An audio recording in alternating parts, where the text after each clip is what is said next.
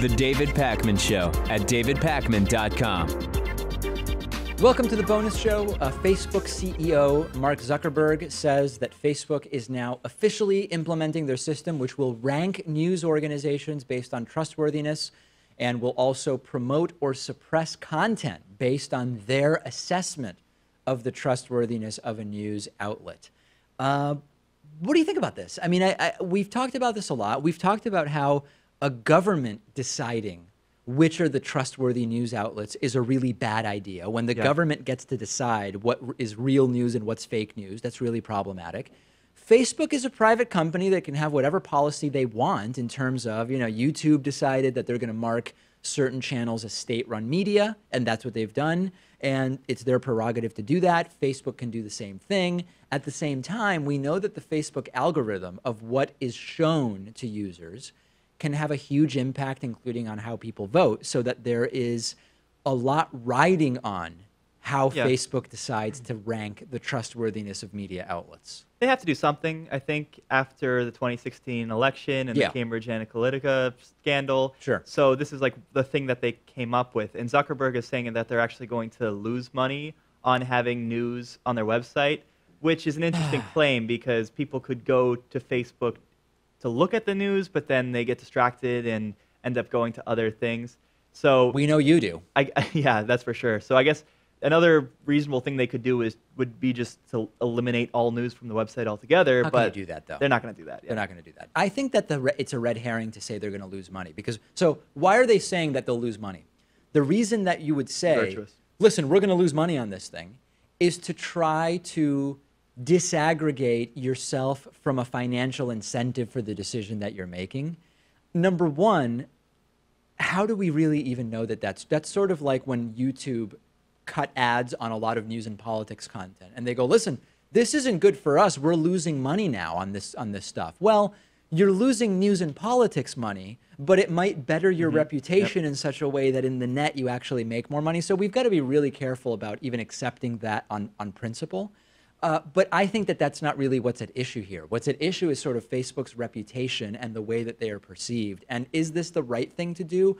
I don't know. What else could they do in response to that crisis? I also don't know the answer. So I kind of get why this is what they're doing. I'm willing to accept the premise that they're going to lose money on news and politics content, especially because it seems like they're going to have to hire so many people to vet the content out there. Yeah. And that would cost a lot. But overall, I'd imagine they're going to be just fine. Yes, they are. So, I think there's no question about that. And of course, we post stuff on Facebook. Yeah. If we are ranked a highly credible news organization, this is perfectly acceptable and a good choice by Zuckerberg. If we're not, it's an outrage and it has to be ended. I don't know if entities as small as ours will even rank in this thing. But that's an interesting question, right? How will we, is there an algorithmic system that for anything that's identified as news and politics, there will be some kind of trust score assigned?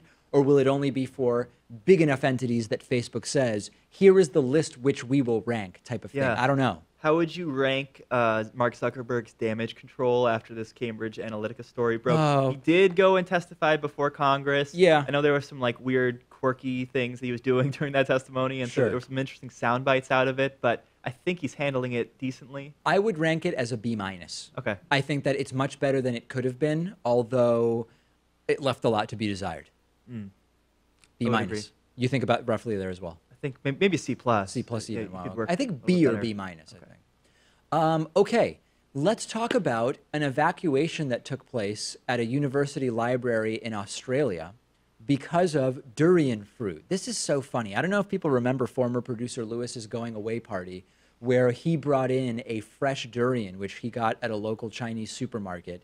And durian is known for its incredibly pungent smell. It's actually banned on a lot of Asian public transportation in Southeast Asia because it just stinks so badly. And about 3 p.m. Saturday local time over the weekend, the Melbourne Metropolitan Fire Brigade was sent out to investigate a possible chemical hazard at Royal Melbourne Institute of Technology's library. And a smell of gas had been reported at the library. And the entire hazmat team went out there because they thought there were potentially hazardous chemicals. And it turned out that after an evacuation of 500 students, it was a durian fruit that was stinking up the entire library. That stuff is, not in a literal sense, but in a sort of colloquial sense, it is toxic. I'm pretty surprised it happened in Australia. Like, if that happened here and people misinterpreted the smell of durian to be gas and they sent out a squad to evacuate the building, I would understand that Because because durian's less common here. you rarely find durian here and it's not native to our land here. Sure. But in Australia, that's not far from Southeast Asia. I know a lot of Aussies will visit Southeast Asia to vacation or what Sure. have you, and I don't know if durian grows in Australia, but sure. you'd have to imagine they're a little bit more familiar with it. Yeah, although maybe not so familiar that if you're in a library and there's a durian incident, a durian blowout, that you don't call the authorities. Just so funny. I was recently somewhere and saw a sign. There's these funny signs that you can find online, like on Southeast Asian buses, which has like the list of things that you're not allowed to do, and one of Right. them is there's a durian and it's crossed out. I saw a sign like that somewhere recently, and it actually might have been at a Chinese supermarket that I like to go to in the Boston area because they have some items that I like getting. And I think the sign was you're not allowed to open durian Wow, okay. or any because a lot of these places have a lot. It's not just fresh durian; they've got durian like ice cream pops. Oh, Kind of thing. interesting, yeah. They've got freeze-dried durian fruit, and I think the rule is you can't open any durian stuff in the store. I haven't tried durian yet. I think the best way to get acclimated to the taste and the smell would be to have one of those freeze pops, and then I can work my way up. Maybe. In its raw form, before you open the thing up, does it smell? Like when Lewis brought that thing into the studio, No. did you notice it I at think first? it's only when you open it. Wow, I that's think it's only interesting. when you open it. Yeah, Yeah. yeah. I And like it's, how on his last day, Lewis was not only the producer of the show, but also the producer of the show. Yes, of course. And in fact, a joke was made about that because he used to work in produce. He went from being a produce employee to being a producer. So, Are there I any don't know other what you wanna fruits we make of can that. do this with? Like next time you're at the grocery store at the produce section, Yeah. keep an eye out because there could be another interesting an choice. unusual fruit. Yeah, listen. At Whole Foods, you're not really going to get anything that unusual. At the Chinese supermarket that I sometimes go to, I think there would be some interesting fruits there. And in fact, they have items that I can't tell whether it's a fruit or a vegetable. And maybe a story for a long form special investigation think someday. so. What We'll are get some Noah of on these this. fruits? Yeah, I love those unusual fruits though, for sure. Okay. Flat Earthers. We're going to talk a little bit about the Flat Earth movement, but very briefly. Since I said, should I interview a Flat Earther, a guy got in touch who is a Flat Earther, and he says, I'm completely misunderstanding everything, and that there's actually no evidence we live on a sphere, and he would like to be on the show. Let me know if you think it would be interesting. I don't know if we should do a Flat Earth interview. Well, what are his credentials? Is he just some guy who Yeah. dabbles in flat Earth, He's just or some is guy, he a yeah. so-called scientist? I don't think he's a scientist. I think he's just some guy. So I don't know if that's something we want to do. But in any case, there was a recent Flat Earth conference, and they presented what they believe to be the scientific evidence for the Earth being a sort of a flat disk. And one piece of evidence came from a guy named Darren Nesbitt, who referred to the Pac-Man effect, not the Pac-Man like David Pac-Man, but Pac-Man like the video game, as the reason why planes don't fall off the edge of a flat Earth. Because this is an obvious question. If the Earth is flat, couldn't you fall off? And what they argue is that when a plane or another object reaches the edge of the horizon, like when Pac-Man reaches the edge of the screen in the video game, the object teleports from one side of the planet to the other, sort of like when Pac-Man goes off one edge of the screen, he reappears on the opposite edge of the screen. I am reminded of Occam's razor when I hear this, which is, what's the simpler explanation? That the Earth and all other planets appear to be spheres, and that all physical phenomena behave as though the Earth is a sphere, and we have evidence when a ship comes over the horizon, we see the top of its sails first. Everything is very coherent, and that's just the explanation we have. Or that even though it appears as though the Earth is a sphere, it's actually a flat disk, and the reason why no one falls off is teleportation. Wouldn't we at some point apply Occam's razor here? And this is why I don't know if it's worth doing a Flat Earth interview on the program. Plus, it would be nice to show some evidence of teleportation. I'd Yes. like to be able to use that in my day-to-day life. I mean, this was like the thing I would always go to debunk flat earthers, which is, where's the edge? How come no one's ever fallen off the edge? Yeah.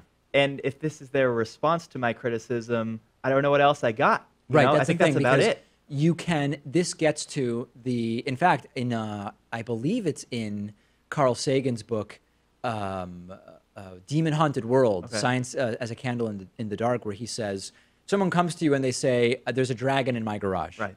And you say, well, let's go look at it. Well, we wouldn't be able to see it because it's invisible. Oh, okay. Well, let's use some lasers and just set up a laser grid, because even if they're invisible, their presence would interrupt the laser light. And they would say, no, because the invisible dragon's made up of a certain substance where the laser light goes through it. Oh, okay. Well, why don't we spray some talcum powder, some baby powder, on the floor of your garage, so when the dragon that's invisible and impervious to laser light walks through the garage, it'll disturb the talcum powder that we put down. No, because of the substance that they have on their feet, it wouldn't actually... It becomes unfalsifiable. It becomes just an exercise in futility, and that's why I just don't know that it's worth wasting time on the flat Earth stuff. It comes down to a burden of proof, after all. But there are other go-tos things we can point out to, and maybe they'll address this at next year's Flat Earth conference. Sure. Like, why are there time zones if the Earth is flat? Wouldn't we all experience sunlight and darkness at the same time? How come I can Skype someone in India right now, and it's a different time and of day, it'll be completely dark? Are they faking it? Is it all a conspiracy theory? What's going on there? Part of what they would say is that even if it's a flat disk like my phone and it's going around the sun, that different parts of the disk would still be differently lit by the sun. I mean, that's, you know, I'm maybe not as eloquently presenting it as they would, but they would have an answer for that. Right, and the NASA images are doctored. Of course. We've known that the Earth is round, not even since Columbus. Spherical. Really? What's the difference there? Round actually Round would could be be a like a disc. round flat disk, which is not what we want to say. The Earth is a sphere. I was going to say, we've known that the Earth is spherical since the time of the ancient Greeks. It goes back like 2,000 years. We suspected it anyway, Yeah. I mean, they were able to calculate, I think they put like a stick in the ground and tested the shadow. Right. And then someone working with whoever put the stick in the ground went like 100 miles away. And based on like the time of day and where the shadows move, they were able to calculate that if you extend this difference to apply to the whole Earth, that the Earth is spherical. And they could actually get the calculation pretty close to what it actually is. Shockingly accurate for the size of the Earth, based on the techniques that were available at the time. For sure. All right, so the one question is, do you want me to do the Flat Earth interview, or is it just a waste of time? The David Pakman Show at davidpakman.com.